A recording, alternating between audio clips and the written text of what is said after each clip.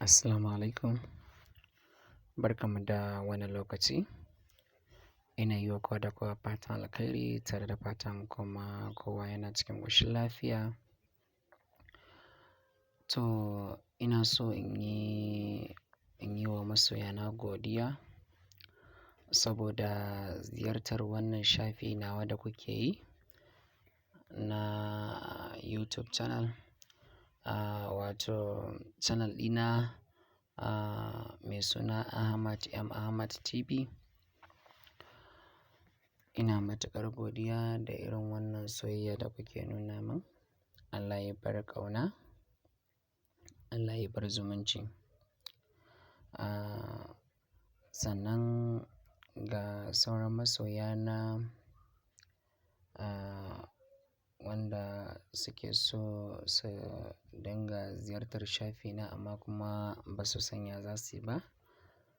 To ga yanda za su yi. Duk wanda yake so ya ziyarci shafi na, ga yanda zai yi. Za ka zo ka shiga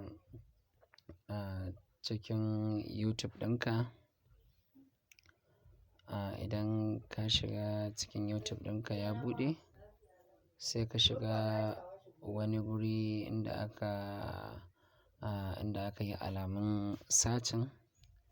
Za ka zo sai ka shiga, sai ka rubuta Ahmad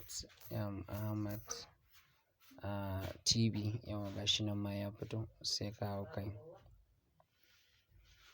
Za ka jira ya buɗe. Yauwa gashi nan ya buɗe. Ga wani guri nan inda aka rubuta alamun subscribe.